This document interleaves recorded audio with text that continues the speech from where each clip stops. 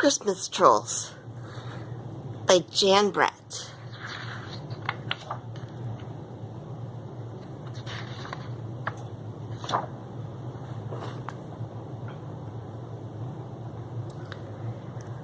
I'm Treva, and the day my brother Sammy and I went to our neighbor's farm to pick out a Christmas tree was the beginning of the most unforgettable Christmas I ever had.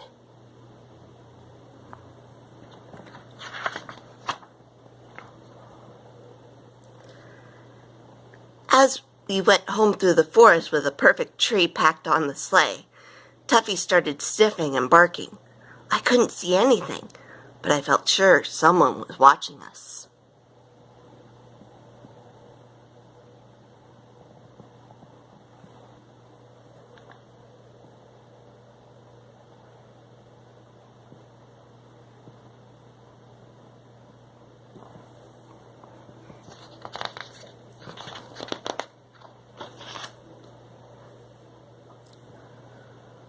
When we arrived home, we forgot all about the forest. Mom and Dad had brought out our boxes of ornaments to decorate the tree. Sammy and I put evergreen wreaths, mistletoe, and holly all around the house. We had already wrapped our presents and hidden them away for Christmas morning.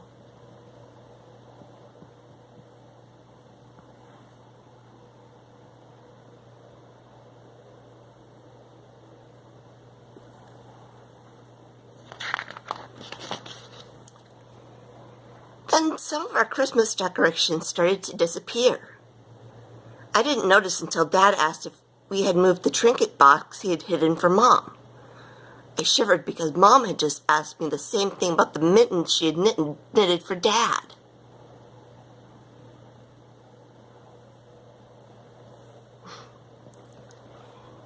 Sammy and I looked in all the usual hiding places, but we couldn't find them. Tuffy was acting strange too. He sniffed and barked and ran around in circles as if he were looking for something.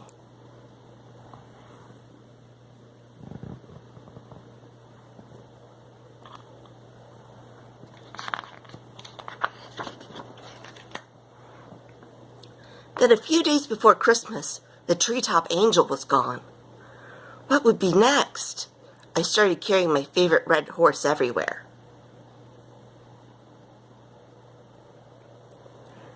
Early the next morning, I went to feed Arnie, and I saw something flying across the snow. It was our Christmas pudding.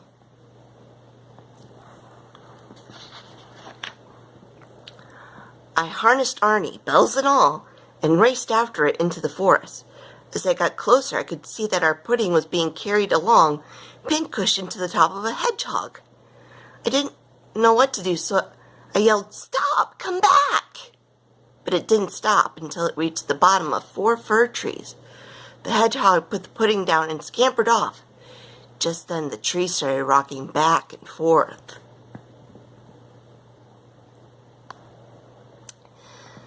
Suddenly, a funny-looking ladder dropped down from above, and 2 trolls scurried down, pouncing on the pudding before I could even move. They pulled it back and forth as they went up the ladder, squabbling all the way to the top.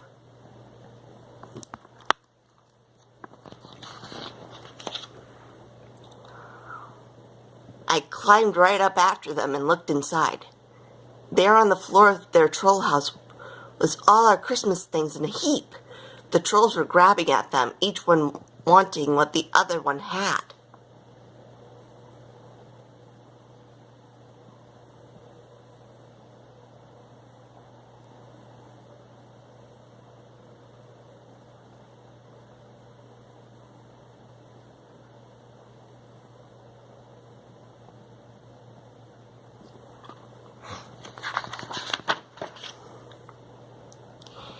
"Trolls!" I called.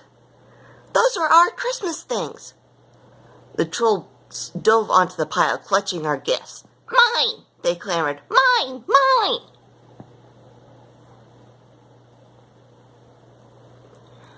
I looked at them and had to smile. Their shirt tails were hanging out. Their pants were torn and patched. Their cheeks were bright and red, and their hair was standing straight up from all the pulling and tugging at each other. "Christmas!" Christmas!" they wailed. "We want Christmas!"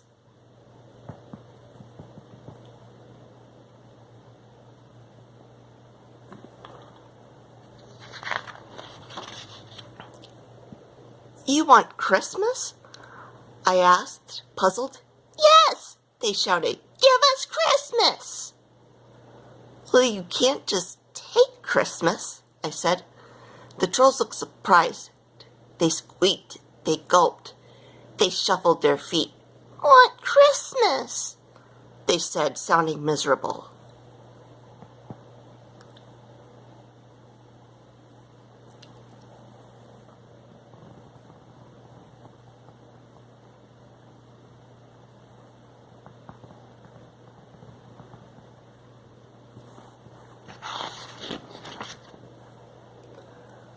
"Okay, you get on Christmas. But first, what are your names?" "Meg," said one. "Tig," said the other. I looked around our messy hut.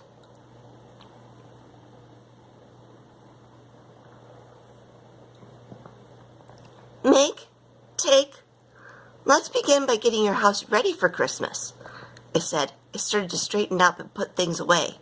They began to help. "Nice," I said when we had finished. "Now let's make your house look like Christmas."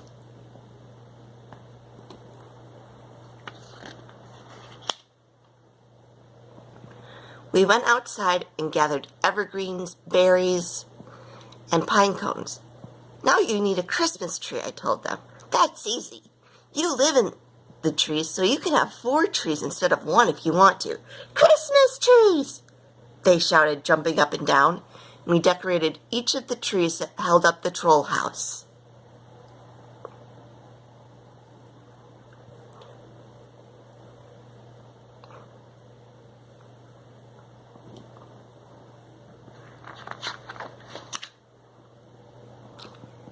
Tig and Meg had a small setback on the way back to the hut. I knew I had some explaining to do. "When I first got here, you were snatching things for yourself and acting really grumpy. Try playing together and having some fun."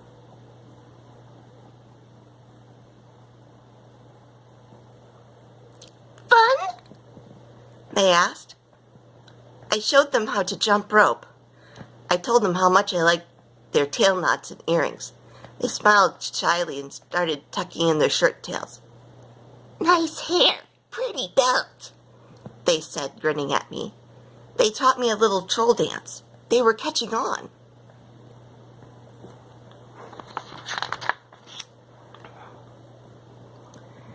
"Now, if you really want Christmas, you must be generous with each other. If you do that, you will have Christmas right here in your troll house." The trolls cocked their heads and squinted. They were trying to understand. "How?" they pleaded. I felt my red horse in my pocket. I knew I had to show them, so I took it out and gave it to them. "This is for you."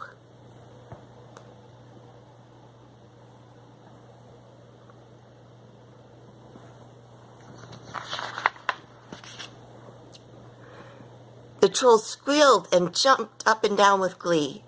They took turns passing my horse back and forth, happily playing with it together. It was time for me to go home. I slipped out quietly and climbed down to Arnie. To my surprise, their hedgehog had packed all our presents on the sleigh for me to take home, while we were having Christmas in the troll house.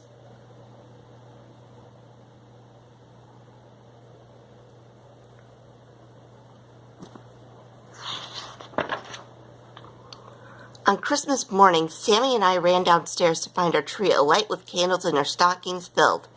We opened our presents in front of the fire. But this Christmas was full of surprises.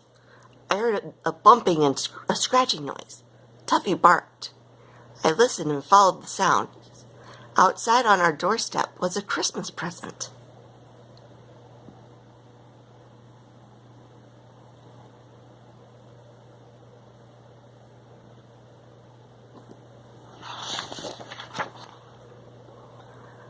I unwrapped it and found a wild and wonderful troll horse.